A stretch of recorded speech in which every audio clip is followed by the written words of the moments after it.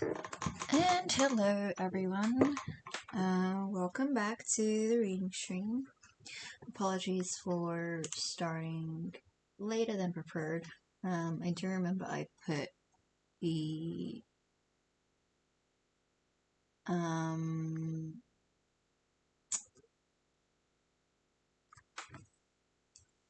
scheduled time at 7 p.m. But we are starting at 9 now.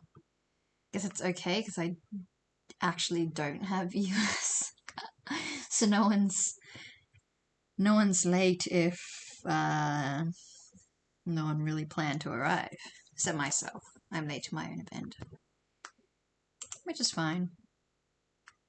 And I forgot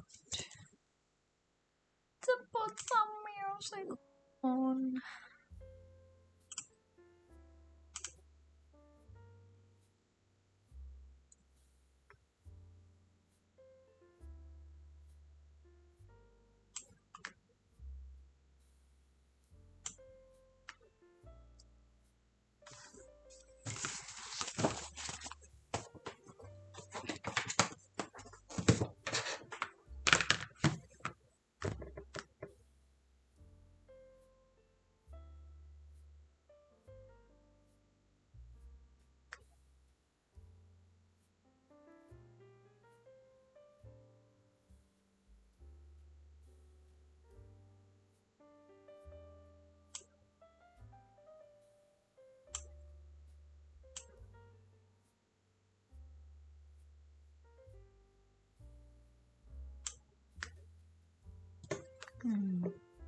It's just me, was the audio really soft right now?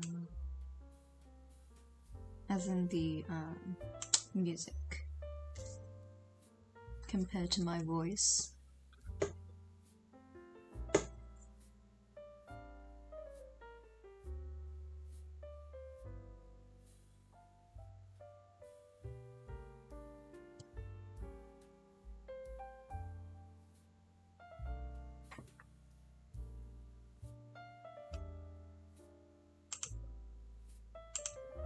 I think it sounds better now. Oh, I'm not receiving enough video. What does that mean? How do I fix this?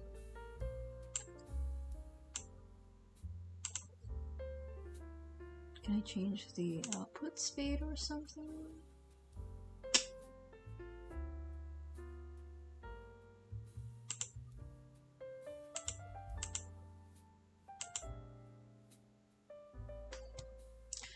This is fine.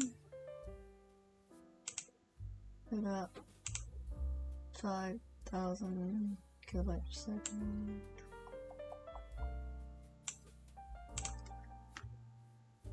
I think.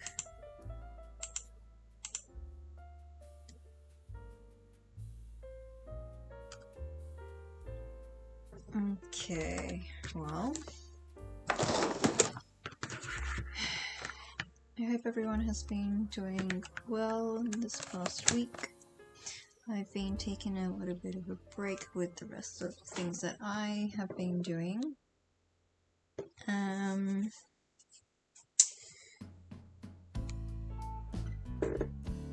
But yeah. So yeah, I've been doing pretty good. Where's my pen? Okay, I think I have all my things ready.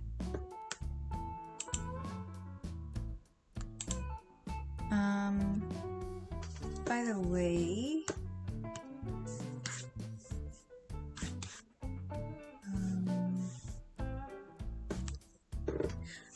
if you guys want to read along, there's a link in the description to an online copy of this book. And so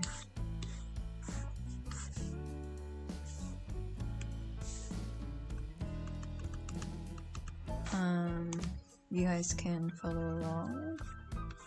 I don't know why I can't scroll.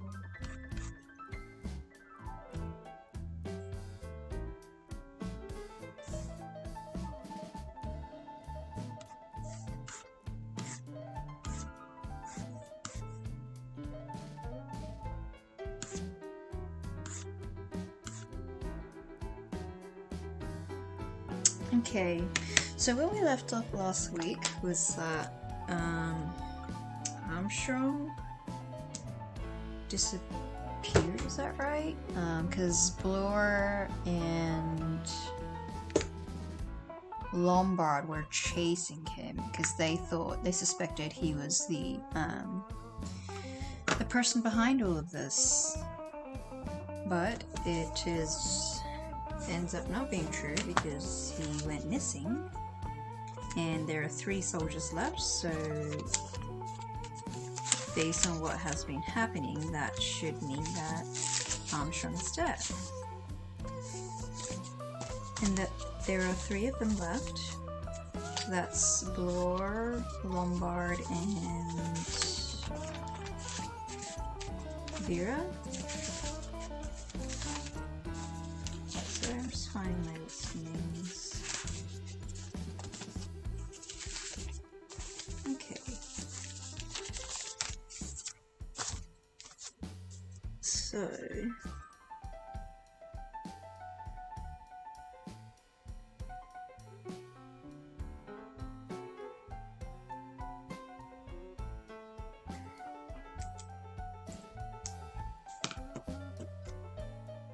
in terms of the nursery rhyme, when there are 3 of them left, so there's 3 little soldier boys walking in the zoo, a big bear hugged one, and then there were 2. So next one's gonna involve some sort of a bear. Okay, and now we're gonna start reading. I'm gonna take a quick note of time. So we're at 8 minutes.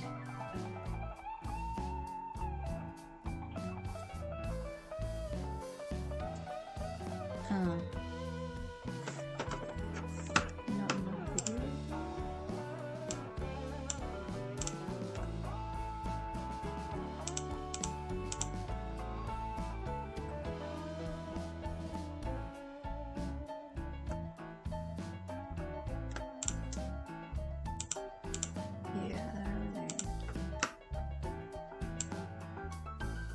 This is my outpost one.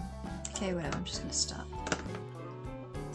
Okay, so we're gonna start chapter 15. We're at 10 minutes, bit of a long intro. Although I'm sure my other videos have long intros as well. Due to just not being prepared. Okay, time to start. Chapter 15. 1. 3 people sat eating breakfast in the kitchen. Outside, the sun shone. It was a lovely day. The storm was a thing of the past, and with the change in the weather, a change had come in the mood of the prisoners on the island. They felt now like people just awakening from a nightmare. There was danger, yes, but it was danger in daylight. That paralyzing atmosphere of fear that had wrapped them around like a blanket yesterday while the wind howled outside was gone. Lombard said, "We'll try heliographing today with a mirror from the highest point of the island. Some bright lad wandering on the cliff will recognize SOS when he sees it. I hope. In the evening, we could try a bonfire." Just realized I didn't change the music. That's still chill jazz, isn't it?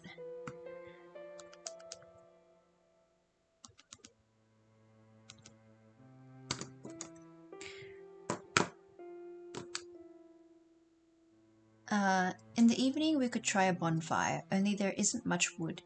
And anyway, they might just think it was song and dance and merriment. Vera said, "Surely someone can read Morse, and then they'll come to take us off, long before this evening." Lombard said, "The weather's cleared, all right, but the sea hasn't gone down yet. Terrific swell on. They won't be able to get a boat near the island before tomorrow." Vera cried, "Another night in this place." Lombard shrugged his shoulders. "May as well face it. 24 hours will do it, I think. If we can last out that, we'll be all right."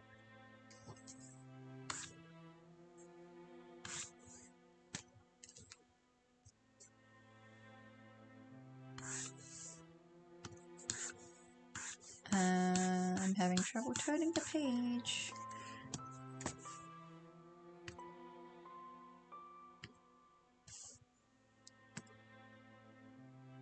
I think I'm just going to start this again.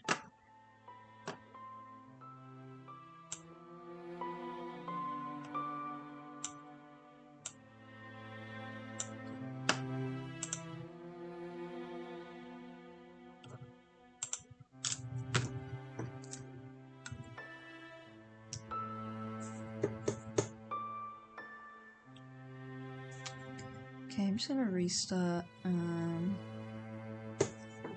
Just because of music and page turning issues.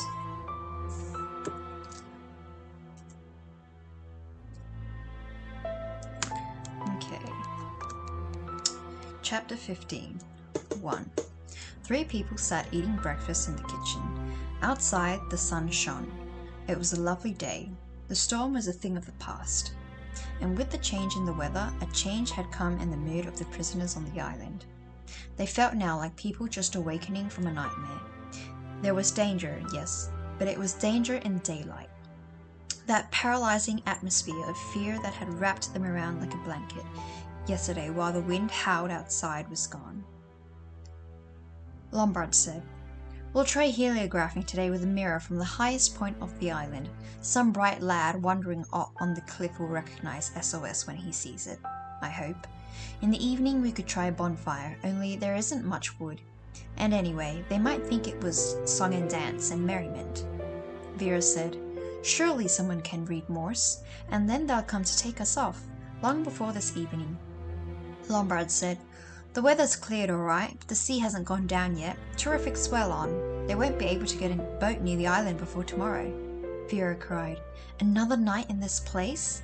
Lombard shrugged his shoulders. "May as well face it. 24 hours will do it, I think. If we can last out that, we'll be all right." Blore cleared his throat. He said, "We'd better come to a clear understanding. What's happening? What's happened to Armstrong?" Lombard said, "Well, we've got one piece of evidence. Only 3 little soldier boys left on the dinner table. It looks as though Armstrong had got his quietus." Vera said, "Then why haven't you found his dead body?" Blore said, "Exactly." Lombard shook his head. He said, "It's damned odd, no getting over it." Blore said doubtfully, "It might have been thrown into the sea." Lombard said sharply, "By whom? You? Me? You saw him go out of the front door. You come along and find me in my room. We go out, search together. When the devil had I time to kill him and carry his body around the island?" Blore said, "I don't know, but I do know one thing," Lombard said. "What's that?" Blore said, "The revolver. It was your revolver. It is in your possession now. There's nothing to show that it hasn't been in your possession all along. Come now, Blore. We were all searched. Yes, you'd hidden it away before that happened. Afterwards, you just took it back again." "My good blockhead, I swear to you that it was put back in my drawer. Greatest surprise I ever had in my life when I found it there." Blore said, "You ask us to believe a thing like that? Why the devil should Armstrong or anyone else for that matter put it back?" Lombard raised his shoulders hopelessly. "I haven't the least idea. It's just crazy. The last thing one would expect. There seems no point in it." Blore agreed. "No, there isn't. You might have thought of a better story. Rather proof than I'm telling the truth, isn't it?" "I don't look at it that way," Philip said. "You wouldn't." Blore said, "Look here, Mr. Lombard, if you're an honest man, as you pretend," Philip murmured. "When did I lay claims to being an honest man? No, indeed, I never said that." Blore went on stolidly. "If you're speaking the truth, there's only one thing to be done. As long as you have that revolver, Miss Claythorne and I are at your mercy. The only fair thing is to put that revolver with the other things that are locked up, and you and I will hold the 2 keys still." Philip Lombard lit a cigarette. As he puffed the smoke, he said, "Don't be an ass. You won't agree to that?" "No, I won't. That revolver's mine. I need it to defend myself, and I'm going to keep it." Blore said, "In that case, we're bound to come to one conclusion. That I'm you and Owen? Think what you damned well please, but I'll ask you if that's so. Why I didn't pot you with the revolver last night? I could have, about 20 times over." Blore shook his head. He said, I don't know, and that's a fact. You must have had some reason. Vera had taken no part in this discussion. She stirred now and said, I think you're both behaving like a pair of idiots. Lombard looked at her. What's this? Vera said, You've forgotten the nursery rhyme. Don't you see there's a clue there? She recited in a meaning voice. 4 little soldier boys going out to sea. A red herring swallowed one, and then there were 3. She went on, a red herring. That's the vital clue. Armstrong's not dead. He took away the China soldier to make you think he was. You may say what you like. Armstrong's on the island still. His disappearance is just a red herring across the track. Lombard sat down again. He said, You know, you may be right. Blore said, Yes, but if so, where is he? We've searched the place, outside and inside. Vera said scornfully, We all searched for the revolver, didn't we, and couldn't find it. But it was somewhere all the time. Lombard murmured, There's a slight difference in size, my dear, between a man and a revolver. Vera said, I don't care, I'm sure I'm right. Blore murmured, Rather giving himself away, wasn't it? Actually mentioning a red herring in the verse. He could have written it up a bit different. Vera cried, But don't you see? He's mad. He's mad? It's all mad. The whole thing of going by the nursery rhyme is mad. Dressing up the judge, killing Rogers when he was chopping sticks, drugging Mrs. Rogers so that she overslept herself, arranging for a bumblebee when Miss Brent died. It's like some horrible child playing a game. It's all got to fit in. Blore said, Yes, you're right. He thought a minute. At any rate, there's no zoo on the island. He'll have a bit of trouble getting over that. Vera cried, Don't you see? We're the zoo. Last night we were hardly human anymore. We're the zoo. 2. They spent the morning on the cliffs, taking it in turns to flash a mirror at the mainland. There were no signs that anyone saw them. No answering signals. The day was fine, with a slight haze. Below, the sea heaved in a gigantic swell. There were no boats out. They had made another abortive search of the island. There was no trace of the missing physician. Vera looked up at the house from where they were standing. She said, her breath coming with a slight catch in it, One feels safer here, out in the open. Don't let's go back in the house again. Lombard said, Not a bad idea. We're pretty safe here. No one can get at us without our seeing him a long time beforehand. Vera said, We'll stay here. Blore said, Have to pass the night somewhere. We'll have to go back to the house then. Vera shuddered. I can't bear it. I can't go through another night. Philip said, You'll be safe enough, locked in your room. Vera murmured, I suppose so. She stretched out her hands, murmuring, It's lovely to feel the sun again, she thought. How odd. I'm almost happy, and yet I suppose I'm actually in danger. Somehow, now, nothing seems to matter. Not in daylight. I feel full of power. I feel that I can't die. Blore was looking at his wristwatch. He said, It's 2 o'clock. What about lunch? Vera said obstinately, I'm not going back to the house. I'm going to stay here, in the open. Oh, come on now, Miss Claythorne. Got to keep your strength up, you know, Vera said. If I even see a tinned tongue, I shall be sick. I don't want any food. People go days on end with nothing sometimes when they're on a diet. Blore said, Well, I need my meals regular. What about you, Mr. Lombard? Philip said, You know, I don't relish the idea of tinned tongue particularly. I'll stay here with Miss Claythorne. Blore hesitated. Vera said, I shall be quite all right. I don't think he'll shoot me as soon as your back is turned, if that's what you're afraid of. Blore said, It's all right if you say so, but we agreed we ought not to separate. Philip said, You're the one who wants to go into the lion's den. I'll come with you if you like. No, you won't, said Blore. You'll stay here. Philip laughed. You're still afraid of me? Why, I could shoot you both this very minute if I liked. Blore said, Yes, but that wouldn't be according to plan. It's one at a time, and it's got to be done in a certain way. Well, said Philip, you seem to know all about it. Of course, said Blore. It's a bit jumpy going up to the house alone, Philip said softly. And therefore, will I lend you my revolver? Answer, no. I will not. Not quite so simple as that, thank you. Blore shrugged his shoulders and began to make his way up the steep slope to the house. Lombard said softly, Feeding time at the zoo. The animals are very regular in their habits. Vera said anxiously, Isn't it very risky what he's doing? In the sense you mean, no, I don't think it is. Armstrong's not armed, you know. And anyway, Blore is twice a match for him in physique. And he's very much on his guard. And anyway, it's a sheer impossibility that Armstrong can be in the house. I know he's not there. But what other solution is there? Philip said softly, There's Blore. Oh, do you really think? Listen, my girl, you heard Blore's story. You've got to admit that if it's true, I can't possibly have had anything to do with Armstrong's disappearance. His story clears me, but it doesn't clear him. We've only his word for it that he heard footsteps and saw a man going downstairs and out at the front door. The whole thing may be a lie. He may have got rid of Armstrong a couple of hours before that.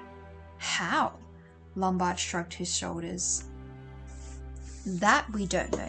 But if you ask me, we've only one danger to fear, and that danger is Blore. What do we know about the man? Less than nothing. Or this ex-policeman's story may be a buncombe. He may be anybody, a mad millionaire, a crazy businessman, an escaped inmate of Broadmoor. One thing's certain, he could have done every one of these crimes. Vera had gone rather white. She said in a slightly breathless voice, And supposing he gets us? Lombard said softly, patting the revolver in his pocket, I'm going to take very good care he doesn't. Then he looked at her curiously. Touching faith in me, haven't you, Vera? Quite sure I wouldn't shoot you? Vera said, One has got to trust someone. As a matter of fact, I think you're wrong about Blore. I still think it's Armstrong. She turned to him suddenly. Don't you feel all the time that there's someone watching and waiting? Lombard said slowly, That's just nerves. Vera said eagerly, Then you have felt it? She shivered. She bent a little closer.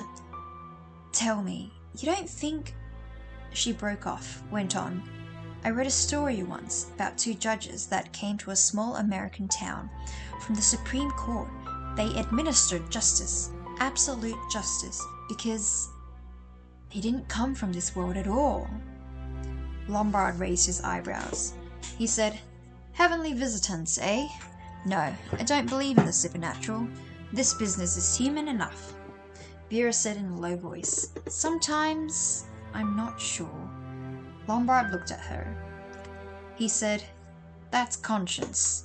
After a moment's silence, he said very quietly, So you did drown that kid after all? Vera said vehemently, I didn't. You've no right to say that. He laughed easily. Oh, yes, you did, my good girl. I don't know why. Can't imagine. There was a man in it, probably. Was that it? A sudden feeling of lassitude, of intense weariness spread over Vera's limbs. She said in a dull voice, Yes, there was a man in it. Lombard said softly, Thanks. That's what I wanted to know. Vera sat up suddenly. She exclaimed, What was that? It wasn't an earthquake? Lombard said, No. Queer though, a thud shook the ground. And I thought, Did you hear a sort of cry? I did.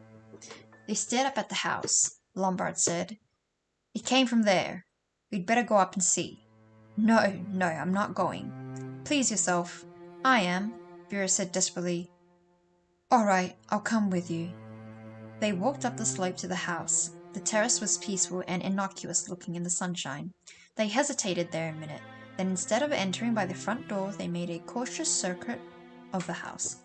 They found Blore. He was spread-eagled on the stone terrace on the east side, his head crushed and mangled by a great block of white marble. Philip looked up.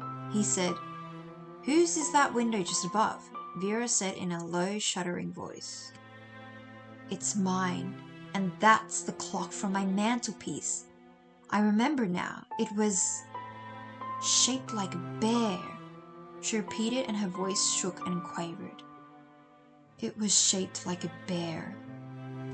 3. Philip grasped her shoulder. He said, and his voice was urgent and grim, "This settles it. Armstrong is in hiding somewhere in that house. I'm going to get him." But Vera clung to him. She cried, "Don't be a fool. It's us now. We're next. He wants us to look for him. He's counting on it." Philip stopped. He said thoughtfully, "There's something in that," Vera cried. "At any rate, you do admit now I was right." He nodded. "Yes, you win. It's Armstrong, all right. But where the devil did he hide himself? We went over the place with a fine-tooth comb." Vera said urgently, "If you didn't find him last night, you won't find him now. That's common sense." Lombard said reluctantly, "Yes, but he must have prepared a secret place beforehand. Naturally, of course. It's just what he would do. You know, like a priest's hole in old manor houses. This isn't an old house of that kind. He could have had one made." Philip Lombard shook his head. He said, "We measured the place that first morning. I'll swear there's no space unaccounted for." Vera said, "There must be." Lombard said, "I'd like to see." Vera cried, "Yes, you'd like to see, and he knows that. He's in there waiting for you." Lombard said, half bringing out the revolver from his pocket, "I've got this, you know. You said Blore was all right, that he was more than a match for Armstrong, so he was physically, and he was on the lookout too. But what you don't seem to realize is that Armstrong is mad, and a madman has all the advantages on his side. He's twice as cunning as anyone sane can be." Lombard put back the revolver in his pocket. He said, "Come on, then." 4. Lombard said at last, "What are we going to do when night comes?" Vera didn't answer. He went on accusingly, "You haven't thought of that?" She said helplessly, "What can we do? Oh my God, I'm frightened." Philip Lombard said thoughtfully, "It's fine weather. There will be a moon. We must find a place. Up by top cliffs, perhaps. We can sit there and wait for morning. We mustn't go to sleep. We must watch the whole time, and if anyone comes up towards us, I shall shoot." He paused. "You'll be cold, perhaps, in that thin dress?" Vera said with a raucous laugh. "Cold? I should be colder if I were dead." Philip Lombard said quietly, "Yes, that's true." When Vera moved restlessly, she said, "I shall go mad if I sit here any longer. Let's move about." "All right." They paced slowly up and down along the line of the rocks, overlooking the sea. The sun was dropping towards the west. The light was golden and mellow. It enveloped them in a golden glow. Vera said with a sudden nervous giggle, "Pity we can't have a bath."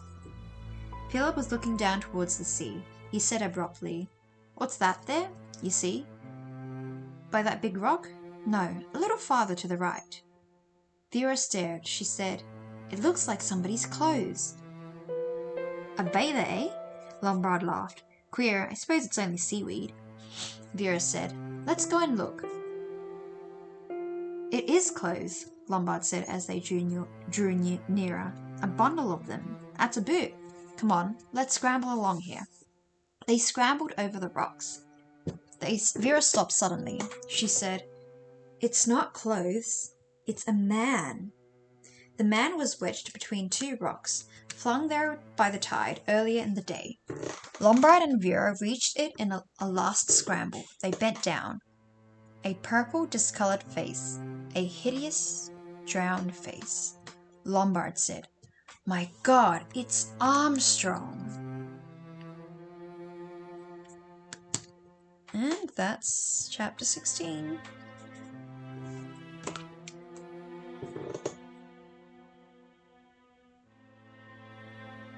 So, it seems quite clear now that the killer is an 11th person. I still suspect that boatman, forgot his name, but yeah, he's the only other person that they've really interacted with about this. Like, he mentioned Mr. Owen.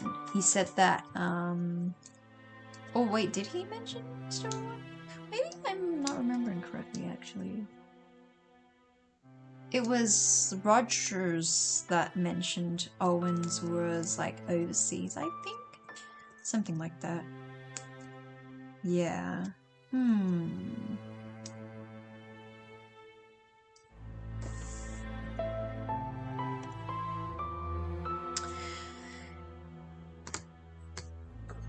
But, yes,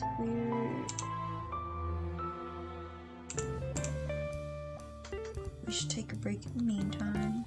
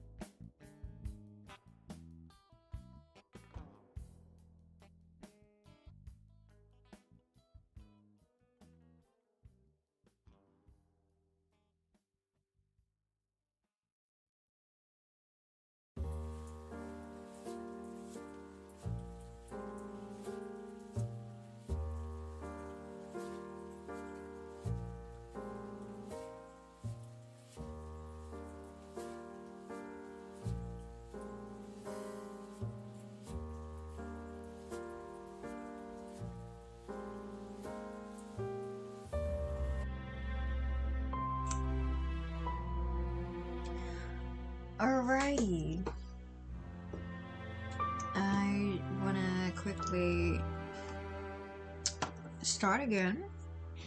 Don't need too long of a break this time. I'm kind of keen to see how this ends, you know.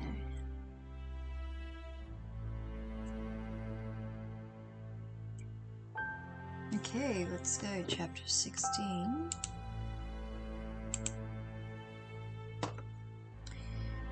One. Eons passed. Worlds spun and whirled. Time was motionless. It stood still. It passed through 1,000 ages. No, it was only a minute or so. Two people were standing, looking down on a dead man. Slowly, very slowly, Vera Claythorne and Philip Lombard lifted their heads and looked into each other's eyes. Lombard laughed. He said, "So that's it, is it, Vera?" Vera said, "There's no one on the island, no one at all, except us two." Her voice was a whisper, nothing more. Lombard said, "Precisely. So we know where we are, don't we?" Vera said, "How has it worked, that trick with the marble bear?" He shrugged his shoulders. "A conjuring trick, my dear. A very good one." Their eyes met again. Vera thought, why did I never see his face properly before? A wolf. That's what it is, a wolf's face. Those horrible teeth. Lombard said, and his voice was a snarl. Dangerous, menacing. "This is the end, you understand? We've come to the truth now. And it's the end." Vera said quietly, "I understand." She stared out to sea. General MacArthur had stared out to sea. When? Only yesterday? Or was it the day before? He too had said, "This is the end." He had said it with acceptance. Almost with welcome. But to Vera the words, the thought, brought rebellion. No, it should not be the end. She looked down at the dead man. She said, "Poor Dr. Armstrong." Lombard sneered. He said, "What's this, womanly pity?" Vera said, "Why not? Haven't you any pity?" He said, "I've no pity for you. Don't expect it." Vera looked down again at the body. She said, "We must move him. Carry him up to the house. To join the other victims, I suppose. All neat and tidy. As far as I'm concerned, he can stay where he is." Vera said, "At any rate, let's get him out of reach of the sea." Lombard laughed. He said, "If you like." He bent, tugging at the body. Vera leaned against him, helping him. She pulled and tugged with all her might. Lombard panted, "Not such an easy job." They managed it, however, drawing the body clear of high water mark. Lombard said as he straightened up, "Satisfied?" Vera said, "Quite." Her tone warned him. She spun around. He spun around. Even as he clapped his hand to his pocket, he knew that he would find it empty. She had moved a yard or two away and was facing him, revolver in hand. Lombard said, "So that's the reason for your womanly solicitude. You wanted to pick my pocket." She nodded. She held it steadily and unwaveringly. Death was very near to Philip Lombard now. It had never, he knew, been nearer. Nevertheless, he was not beaten yet. He said authoritatively, "Give that revolver to me." Vera laughed. Lombard said, "Come on, hand it over." His quick brain was working. Which way? Which method? Talk her over, lull her into a security or a swift dash. All his life Lombard had taken the risky way. He took it now. He spoke slowly, argumentatively. "Now look here, my dear girl. You just listen." And then he sprang, quick as a panther, as any other feline creature. Automatically, Vera pressed the trigger. Lombard's leaping body stayed poised in mid-spring, then crashed heavily to the ground. Vera came wearily forward, the revolver ready in her hand. But there was no need of caution. Philip Lombard was dead, shot through the heart. 3.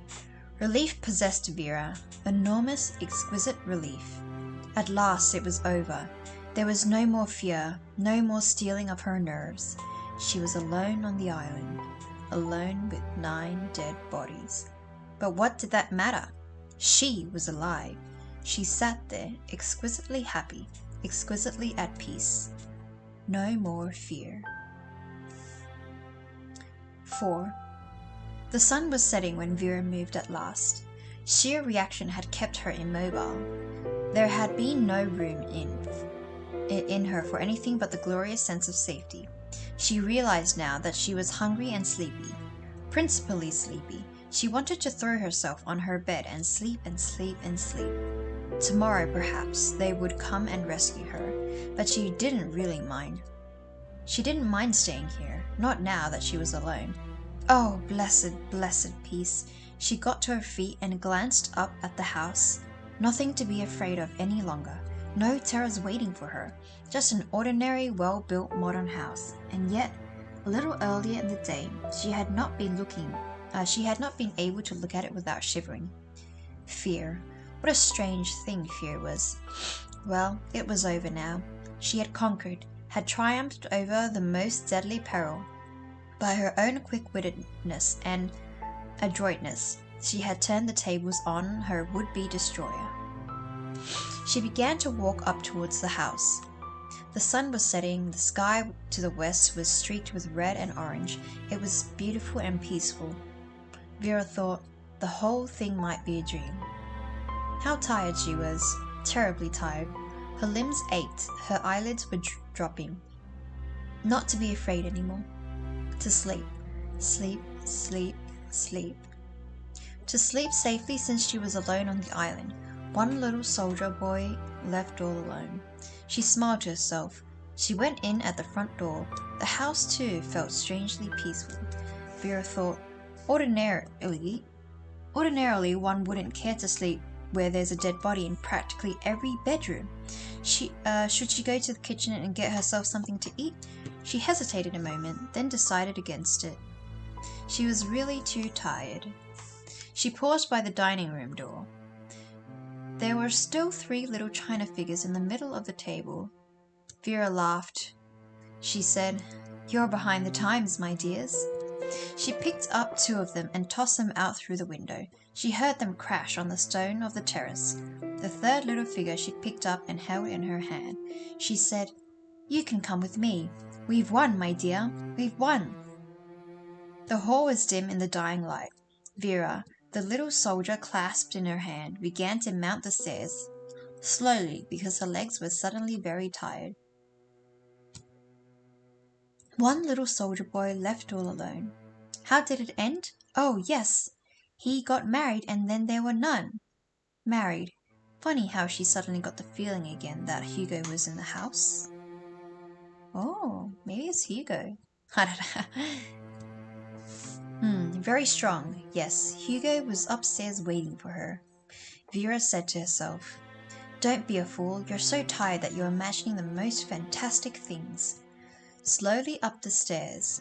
At the top of them, something fell from her hand, making hardly any noise on the soft pile carpet. She did not notice that she had dropped the revolver. She was only conscious of clasping a little china figure. How very quiet the house was, and yet it didn't seem like an empty house. Hugo, upstairs, waiting for her. One little soldier boy left all alone. What was the last line again? Something about being married, or was it something else? She had come now to the door of her room. Hugo was waiting for her inside. She was quite sure of it. She opened the door. She gave a gasp. What was that?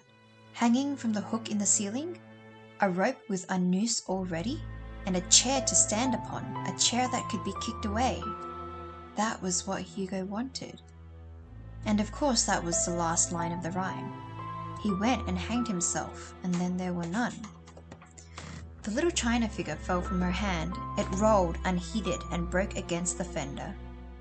Like an automaton, Vera moved forward. This was the end. Here, where the cold wet hand, Cyril's hand, of course, had touched her throat. "You can go to the rock, Cyril. That was what murder was, as easy as that. But afterwards, you went on remembering." She climbed up on the chair, her eyes staring in front of her like a sleepwalker's. She adjusted the noose around her neck. Hugo was there to see she did what she had to do. She kicked away the chair. Epilogue. Sir Thomas Legge, Assistant Commissioner at Scotland Yard, said irritably, "But the whole thing's incredible," Inspector Mayne said respectfully. "I know, sir," the AC went on. 10 people dead on an island and not a living soul on it. Doesn't make sense." Inspector Mayne said stolidly. "Nevertheless, it happened, sir," Sir Thomas Legge said. "Damn it all, Mayne. Somebody must have killed him. That's just our problem, sir. Nothing's helpful in the doctor's report?" "No, sir. Wargrave and Lombard were shot. The first through the head, the second through the heart. Miss Brent and Marston died of cyanide poisoning. Mrs. Rogers died of an overdose of chloral.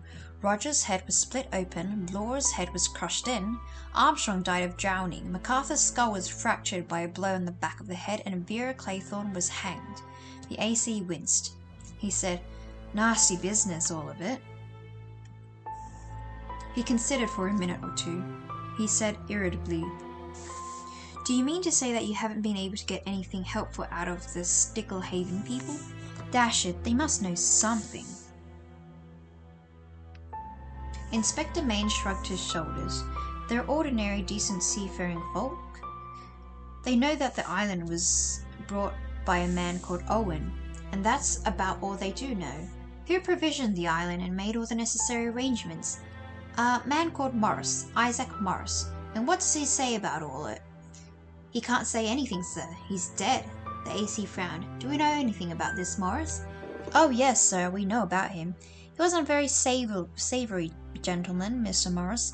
He was implicated in that share-pushing fraud of Benito's 3 years ago. We were sure of that, though we can't prove it. And he was mixed up in the dope business, and again we can't prove it. He was a very careful man, Morris." "And he was behind this island business?"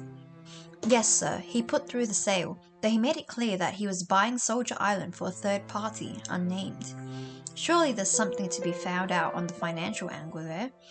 Inspector Mayne smiled. "Not if you knew Morris. He can wangle figures until the best chartered accountant in the country wouldn't know if he was on his head or his heels. We've had a taste of that in the Benito's business. No, he covered his employer's tracks all right." The other man sighed. Inspector Mayne went on. "It was Morris who made all the arrangements down at Sticklehaven, represented himself as acting for Mr. Owen, and it was he who explained to the people down there that there was some experiment on, some bet about living on a desert island for a week, and that no notice was to be taken of any appeal for help from out there." Sir Thomas Legge stirred uneasily. He said, "And you're telling me that those people didn't smell a rat? Not even then?" Mayne shrugged his shoulders. He said, "You're forgetting, sir, that Soldier Island previously belonged to young Elmer Robson, the American. He had the most extraordinary parties down there. I've no doubt the local people's eyes fairly popped out over them. But they got used to it, and they'd begun to feel that anything to do with Soldier Island would necessarily be incredible. It's natural that, sir, when you come to think of it." The Assistant Commissioner admitted gloomily that he supposed it was. Mayne said, "Fred Narcott, that's the man who took the party out there, did say one thing that was illuminating. He said he was surprised to see what sort of people these were.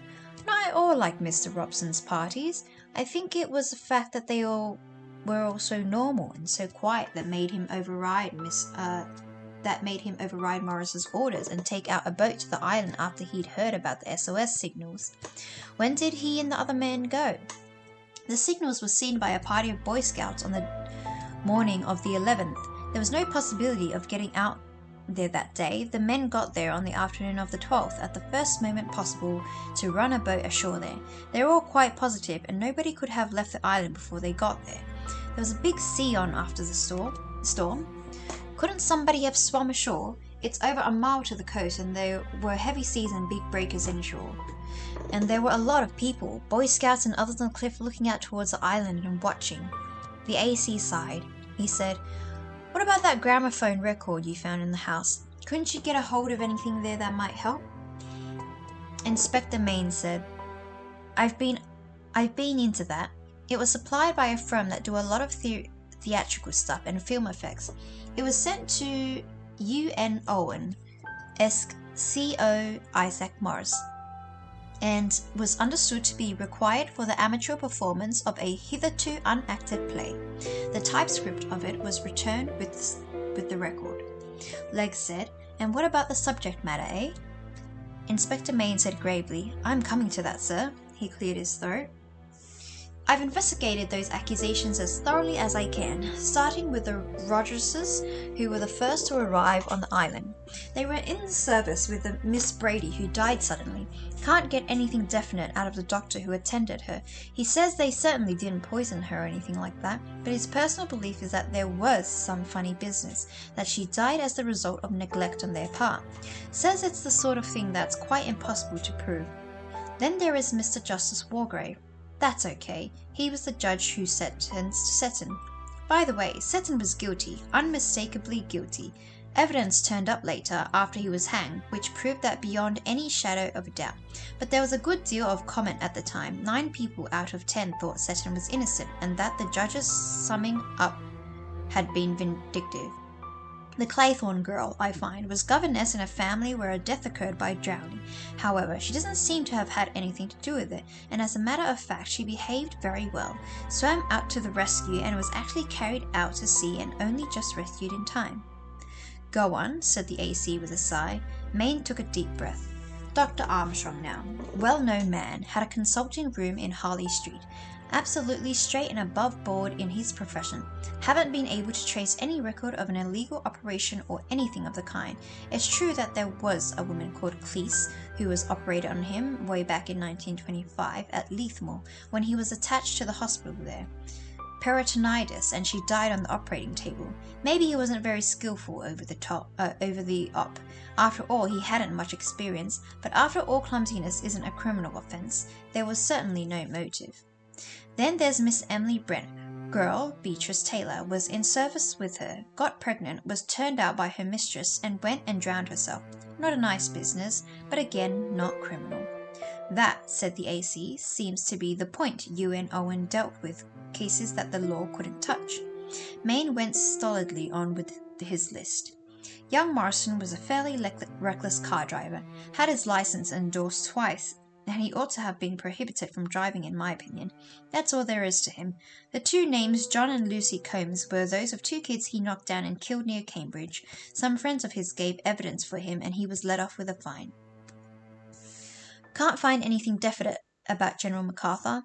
"Fine record. War service, all the rest of it. Arthur Richmond was serving under him in France and was killed in action.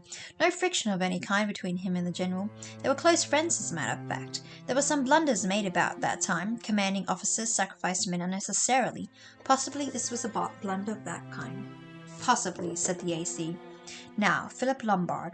Lombard has been mixed up in some very curious shows aboard.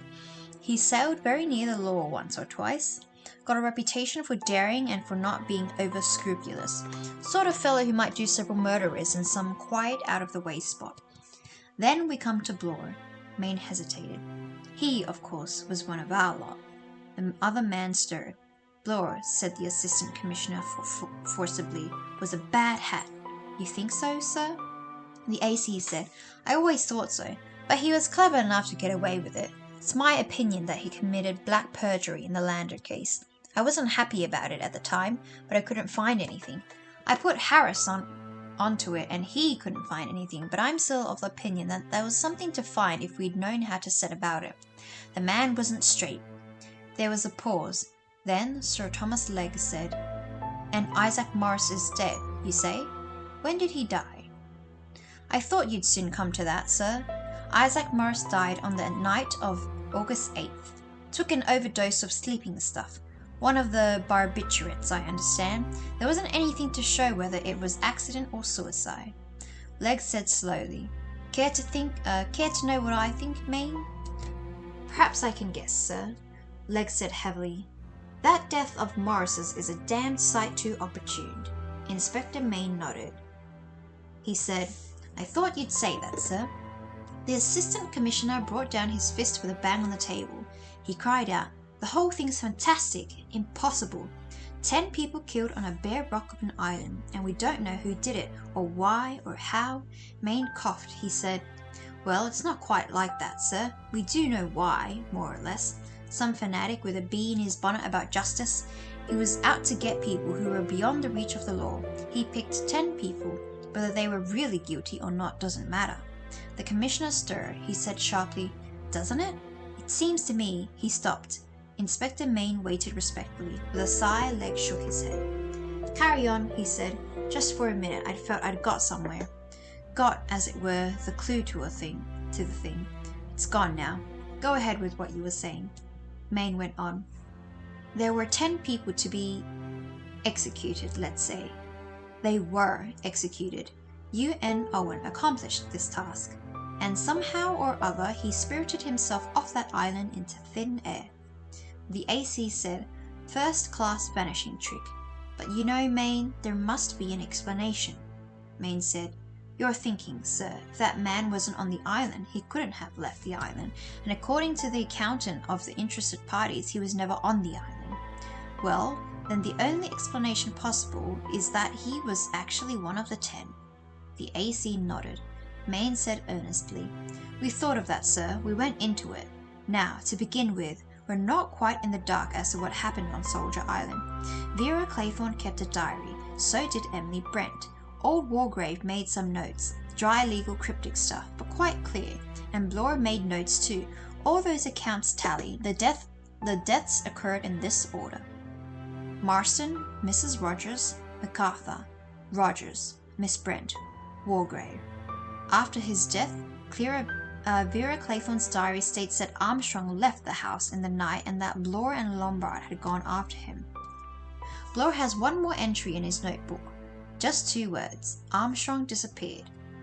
Now, sir, it seemed to me, taking everything into account, that we might find here a perfectly good solution. Armstrong was drowned, you remember.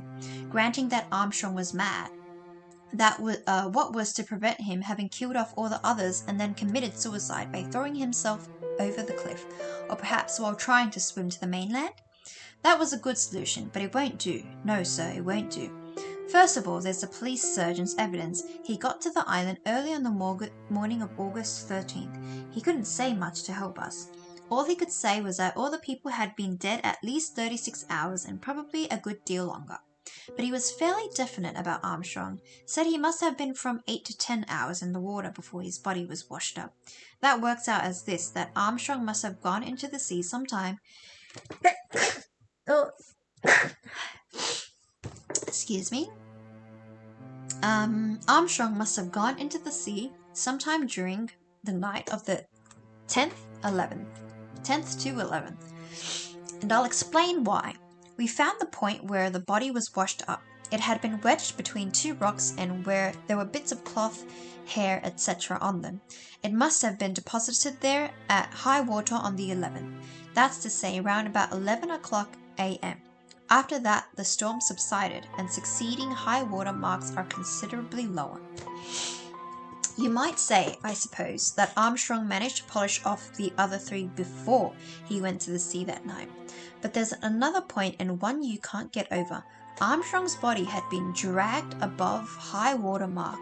We found it well above the reach of any tide, and it was laid out straight on the ground, all neat and tidy. So that settles one point definitely. Someone was alive on the island after Armstrong was dead. He paused and then went on. And that leaves just what exactly? Here's the position early on. The morning of the 11th, Armstrong had disappeared or drowned. That leaves us 3 people, Lombard, Bloor, and Vera Claythorne. Lombard was shot. His body was down by the sea, near Armstrong's. Vera Claythorne was found hanged in her own bedroom. Bloor's body was on the terrace. His head was crushed in by a heavy marble clock that it seems reasonable to suppose fell on him from the window above. The AC said sharply, "Whose window?" Vera Claythorne's. Now, sir, let's take each of these cases separately. First, Philip Lombard. Let's say he pushed over that lump of marble onto Blore. Then he doped Vera Claythorne and strung her up. Lastly, he went down to the seashore and shot himself. But if so, who took away the revolver from him? For that revolver was found up in the house just inside the door at the top of the stairs. Wargrave's room. The AC said, "Any fingerprints on it?" "Yes, sir. Vera Claythorne's." "But, man alive, then I know what you're going to say, sir. Then that it was Vera Claythorne, that she shot Lombard, took the revolver back to the house, toppled the marble block onto Blore, and then hanged herself. And that's quite alright, up to a point.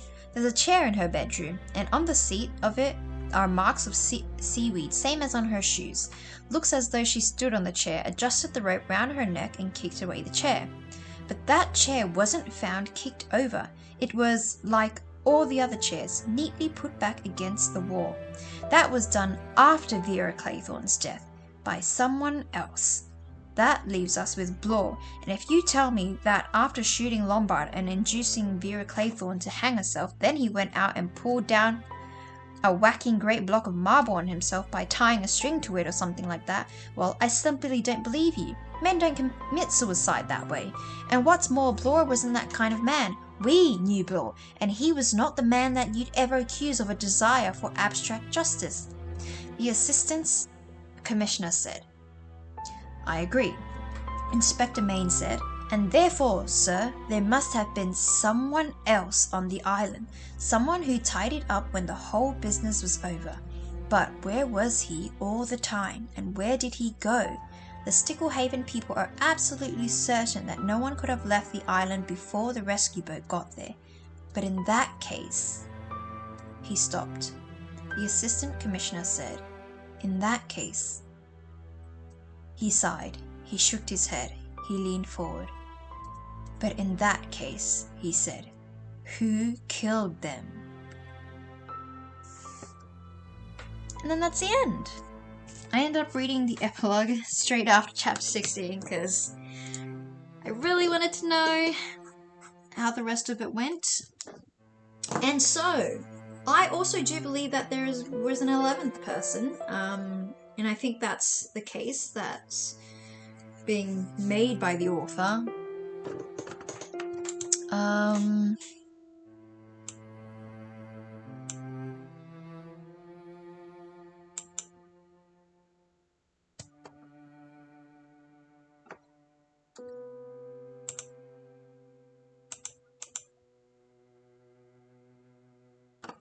Wait, we're not done.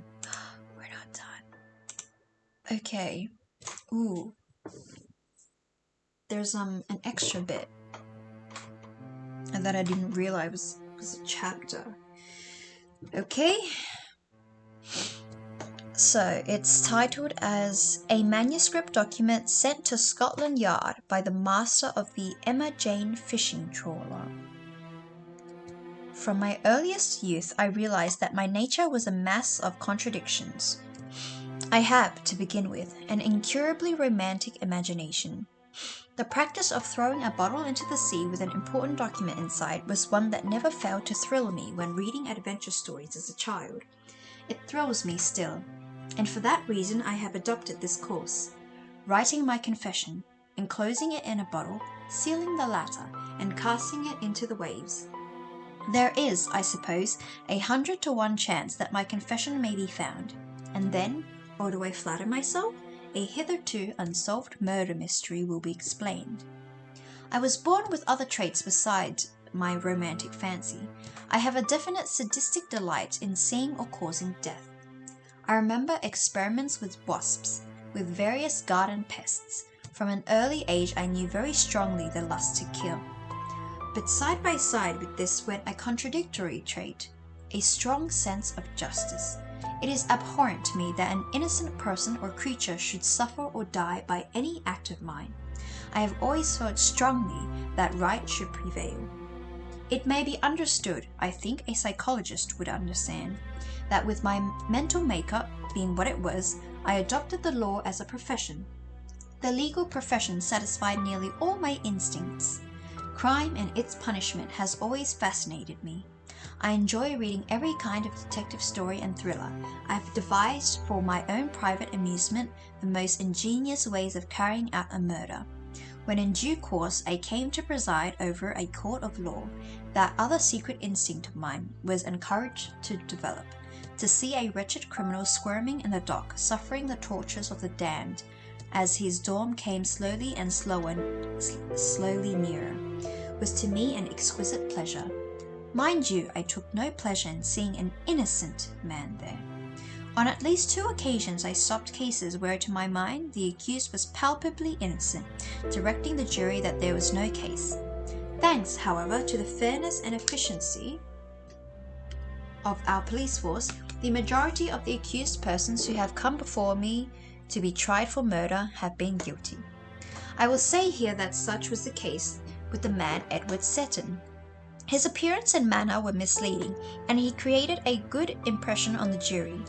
But not only the evidence, which was clear, though unspectacular, but my own knowledge of criminals told me without any doubt that the man had actually committed the crime with which he was charged, the brutal murder of an elderly woman who trusted him. I have a reputation as a hanging judge, but that is unfair. I have always been strictly just and scrupulous in my summing up of a case.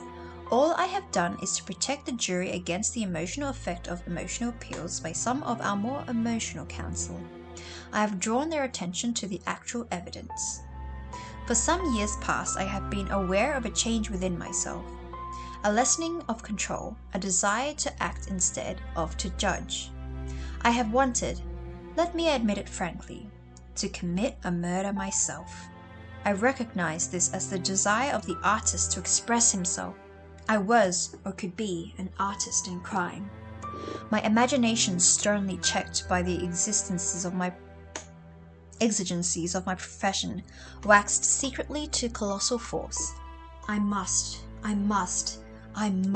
commit a murder. And what is more, it must be no ordinary murder.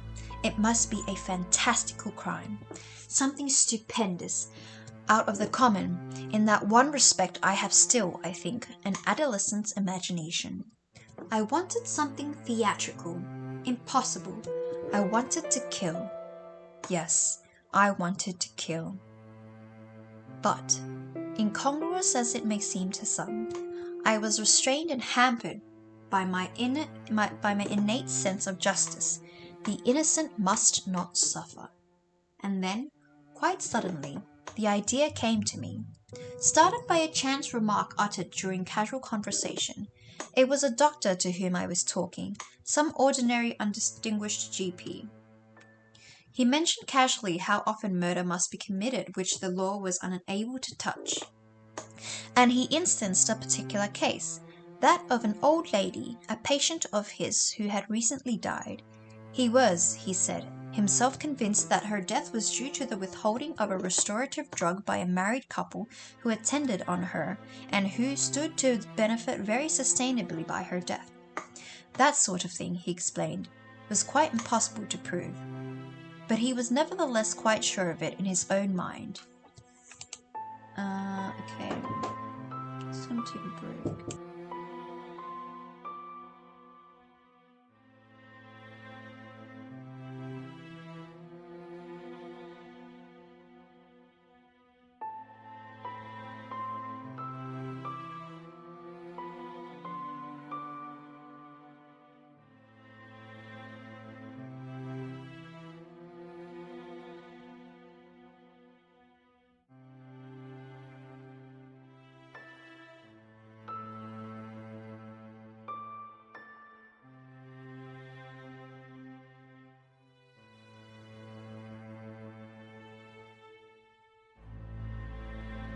Sorry about that. Had a brief interruption in real life. So, let's continue.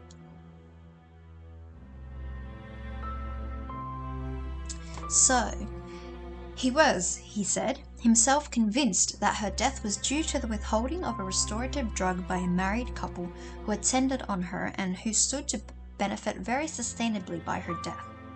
That sort of thing, he explained, was quite impossible to prove, but he was nevertheless quite sure of it in his own mind. He added that there were many cases of a similar nature going on all the time, cases of deliberate murder, and all quite untouchable by the law.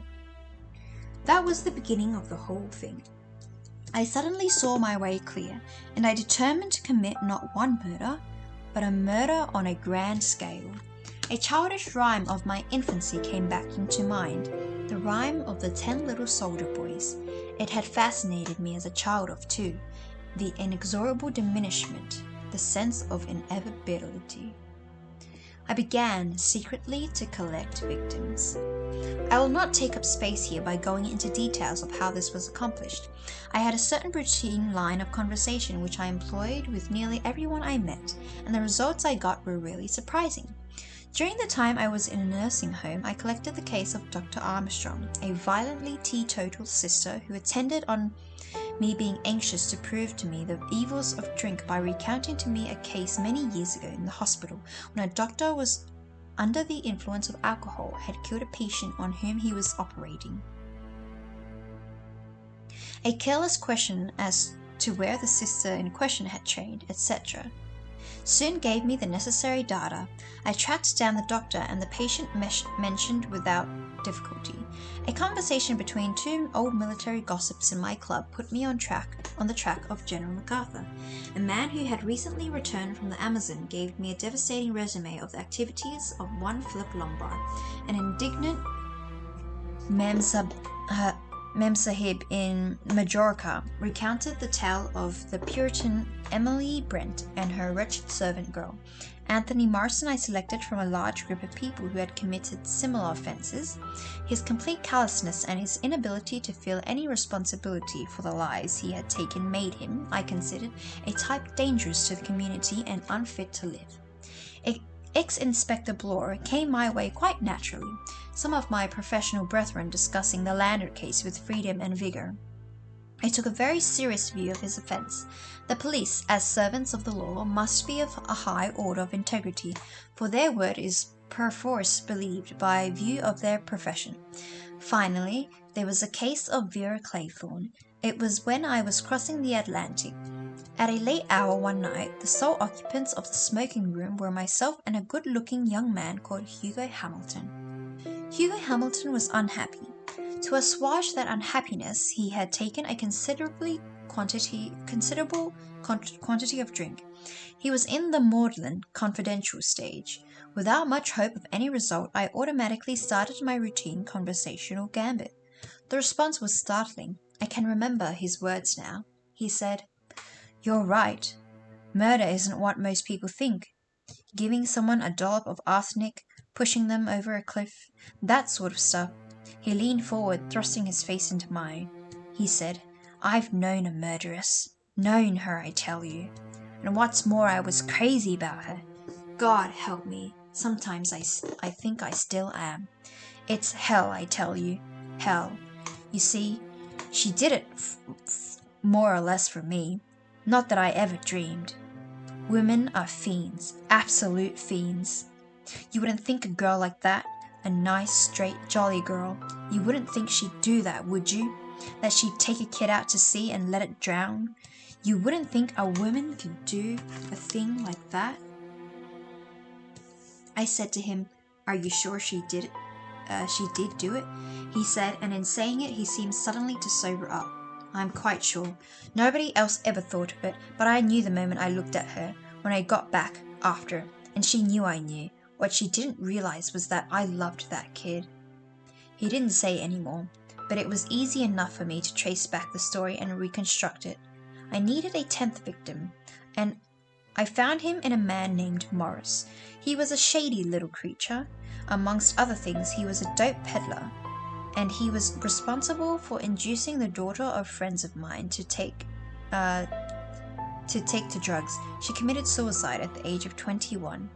During all this time of search, my plan had been gradually maturing in my mind. It was now complete, and the coping stone to it was an interview I had with a doctor in Harley Street. I have mentioned that I underwent an operation. My interview in Harley Street told me that another operation would be useless. My medical advisor wrapped up the information very prettily, but I am accustomed to getting at the truth of a statement. I did not tell the doctor of my decision, that my death should not be a slow and protracted one as it would be in the course of nature. No, my death should take place in a blaze of excitement. I would live before I died. And now to the actual mechanics of the crime of Soldier Island. To acquire the island, using the man Morris to cover my tracks, was easy enough.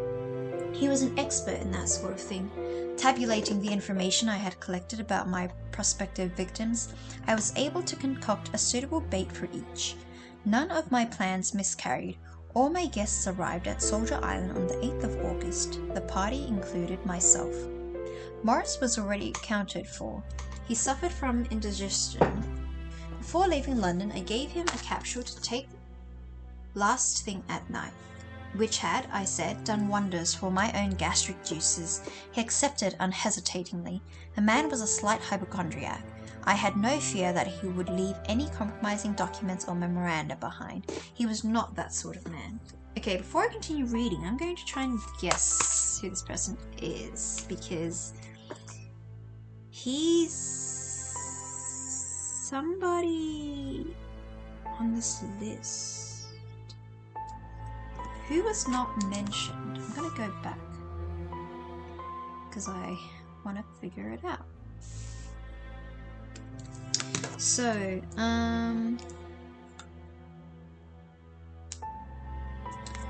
is not Armstrong, not Marston, not Claythorne, not Mr. or Mrs. Rogers, not Bloor, not Emily.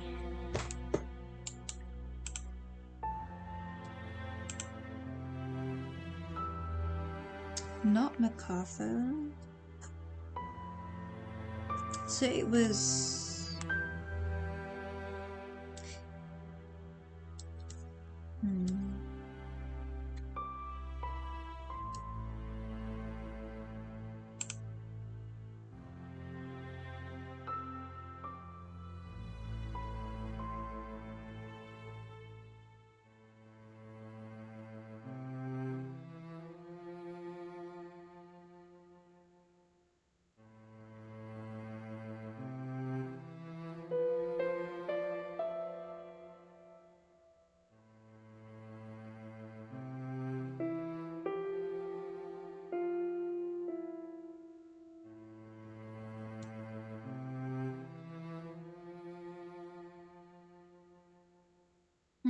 Wait, was this Justice Walker?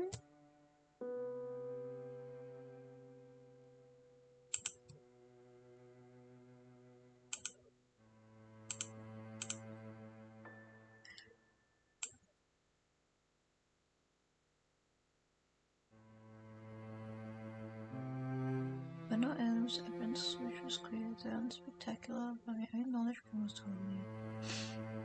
Whether she was tried. I have always been strictly just and scrupulous in my summing up of a case. All I have done is to protect the jury against the emotional effect of emotional appeals by some or more of our emotional counsel. I have drawn their attention to the actual evidence. For some years past, I have been aware of a change within myself.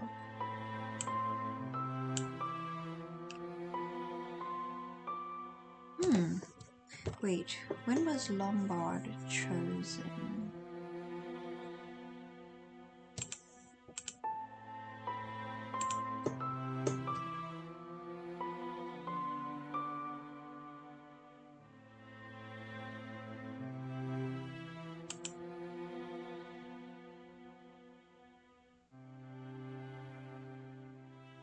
Because Morris was number 10, right?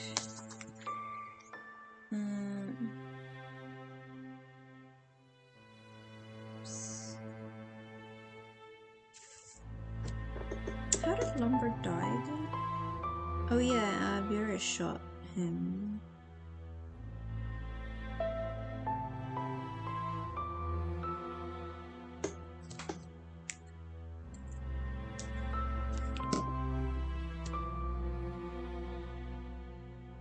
Is that right? Yeah, I think so.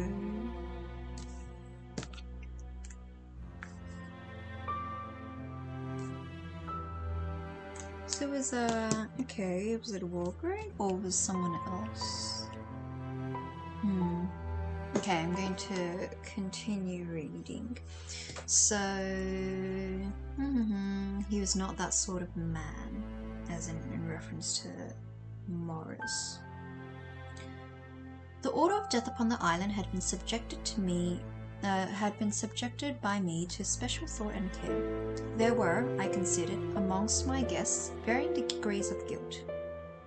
Those whose guilt was the lightest should, I decided, pass out first, and not suffer the prolonged mental strain and fear that the more cold-blooded offenders were to suffer. Anthony Morrison and Mrs. Rogers died first, the one instantaneously, the other in a peaceful sleep. Morrison, I recognized, was a type born without the feeling of moral responsibility, which most of us have. He was amoral, pagan. Mrs. Rogers, I had no doubt, had acted very largely under the influence of her husband. I needed not describe closely how those two met their deaths.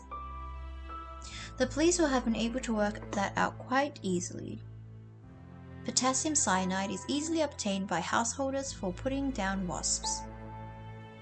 I had some in my possession and it was easy to slip it into Marston's almost empty glass during the tense period after the gramophone recital. I may say that I watched the faces of my guests closely during that indictment? And I had no doubt whatever, after my long court experience, that one and all were guilty. So this is Walgrave. During recent bouts of pain, I had been ordered a sleeping draught, chloral hydrate. It had been easy for me to suppress this until I had a lethal amount in my possession. When Rogers brought up some brandy for his wife, he set it down on a table, and in passing that table I put the stuff into the brandy. It was easy, for at the time suspicion had not begun to set in. General MacArthur met his death quite painlessly. He did not hear me come up behind him. I had, of course, to choose my time for leaving the terrace very carefully, but everything was successful. As I had anticipated, a search was made of the island, and it was discovered that there was no one on it but ourselves. That at once created an atmosphere of suspicion. According to my plan, I should shortly need an ally. I selected Dr. Armstrong for that part. He was a gullible sort of man. He knew me by sight and reputation, and it was inconceivable to him that a man of my standing should actually be a murderer. All his suspicions were directed against Lombard, and I pretended to concur in these. I hinted to him, and I pretended to concur in these.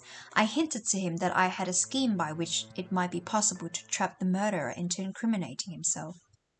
Though a search had been made of everyone's room, no search had yet been made of the persons themselves, but that was bound to come soon. I killed Rogers on the morning of August 10th. He was chopping sticks for lighting the fire and did not hear me approach. I found the key to the dining room door in his pocket.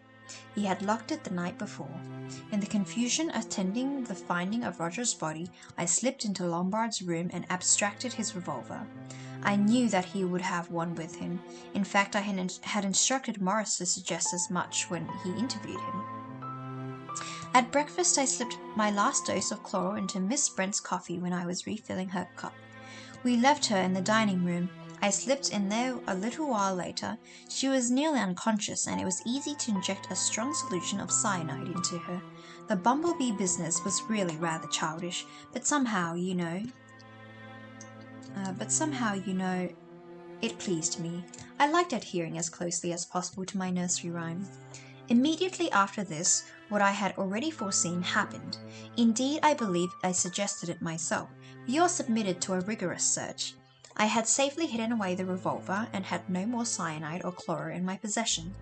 It was then that I intimated to Armstrong that we must carry our plan into effect. It was simply this. I must appear to be the next victim. That would perhaps rattle the murderer. At any rate, once I was supposed to be dead, I could move about the house and spy upon the unknown murderer. Armstrong was keen on the idea. We carried it out that evening. A little plaster of red mud on the forehead. The red curtain and the wall and the stage was set. The lights of the candles were very flickeringly and uncertain, and the only person who would examine me closely was Armstrong. It worked perfectly.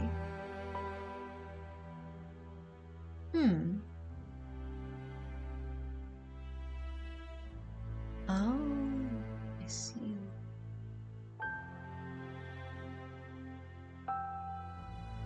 Oh, and that's why he killed Armstrong next. The lights of the candles were very flickering and uncertain, and the only person who examined me closely was Armstrong. It worked perfectly. Miss Claythorne screamed the house down when she found the seaweed which I had thoughtfully arranged in her room. They all rushed up, and I took up my pose of a murdered man. The effect on them when they found me was all that could be desired. Armstrong acted his part in the most professional manner. They carried me upstairs and laid me on my bed. Nobody worried about me. They were all too deadly scared and terrified of each other. I had a rendezvous with Armstrong outside the hours at 1:45. I took him up a little way behind the house on the edge of the cliff. I said that here we could see if anyone else approached us, and we should not be seen from the house as the bedrooms face the other way. He was still quite unsuspicious, and yet he ought to have been warned. If he had only remembered the words of the nursery rhyme. A red herring swallowed one. He took the red herring all right. It was quite easy.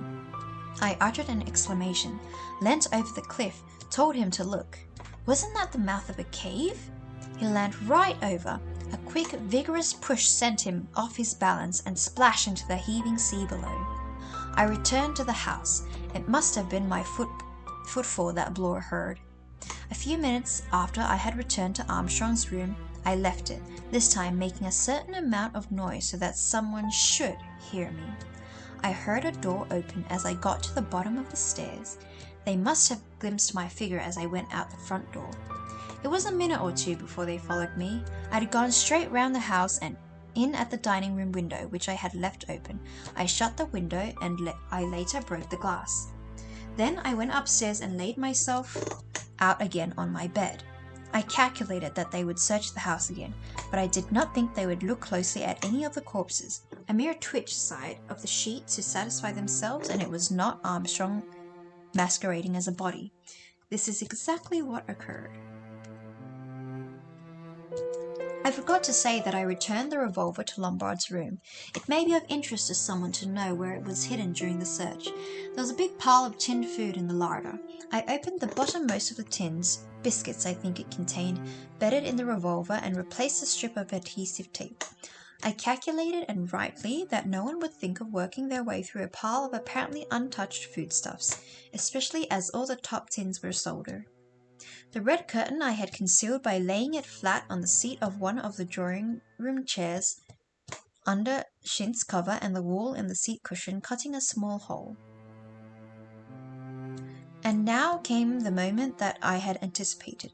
3 people who were so frightened of each other that anything might happen, and one of them had a revolver.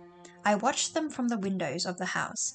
When Blore came up alone, I had the big marble clock poised ready. Exit Blore. From my window I saw Vera Claythorne shoot Lombard, a daring and resourceful young woman. I always thought she was a match for him and more. As soon as that had happened, I set the stage in her bedroom. It was an interesting psychological experiment.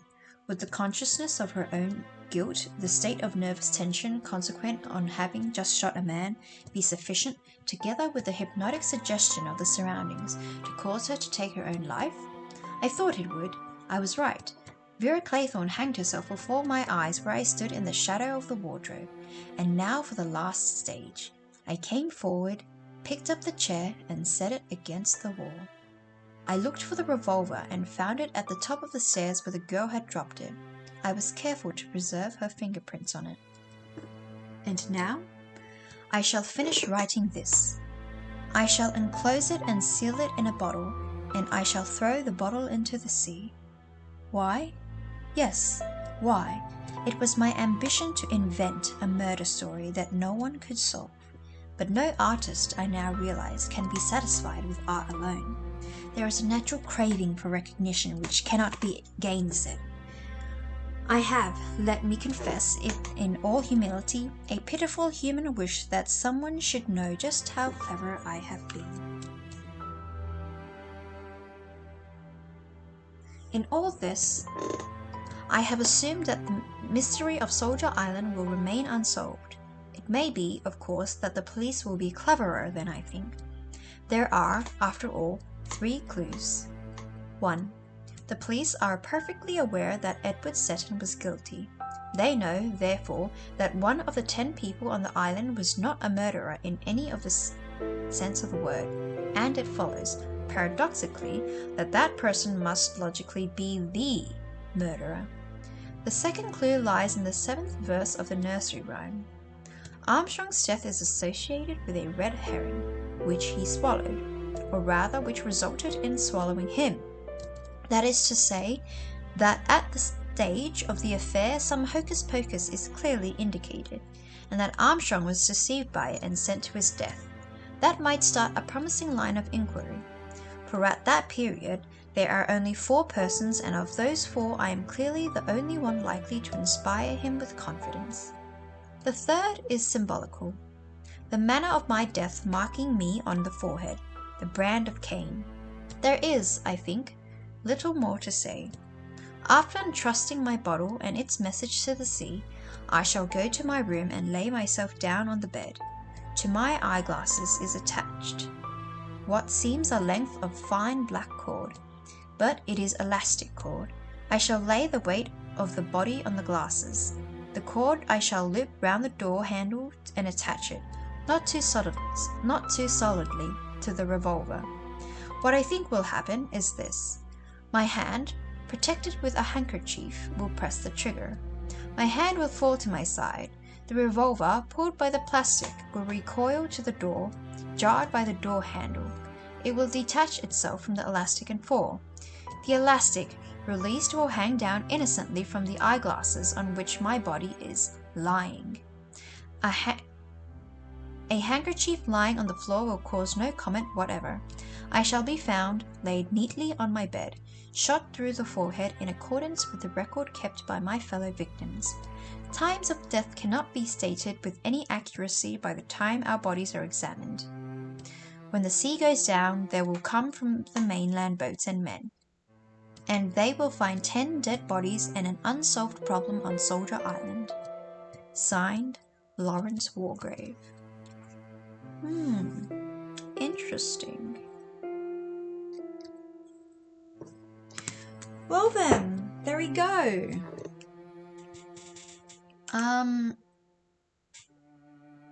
That's it, I suppose.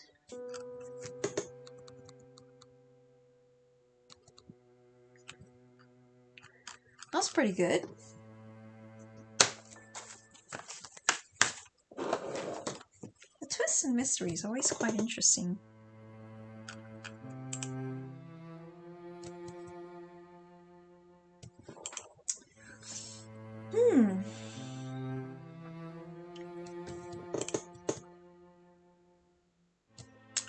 So, yeah. Does anyone have anything to say?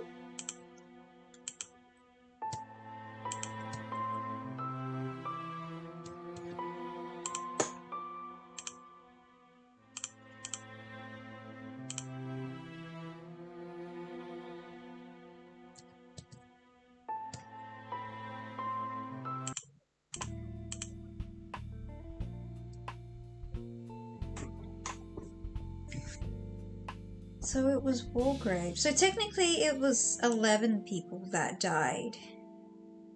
10 victims though. If we would say that Wargrave was not a victim. But yeah, I don't think I would have predicted that based off how the story went. You kind of have to have it revealed to you to know.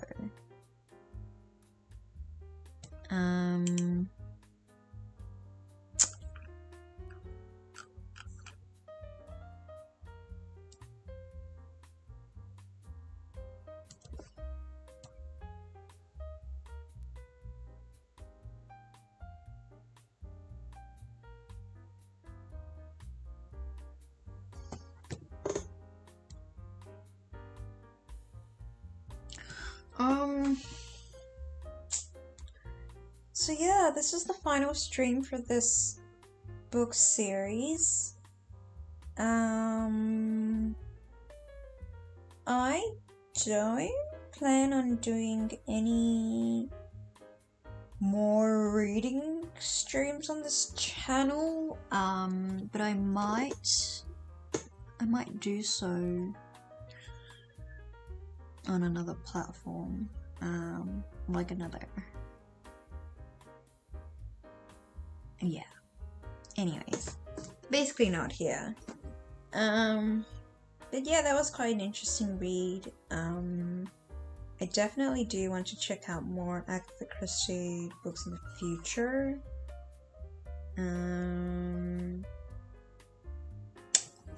Yeah.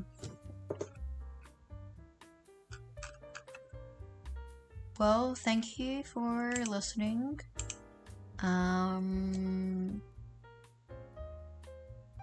And I guess this is it.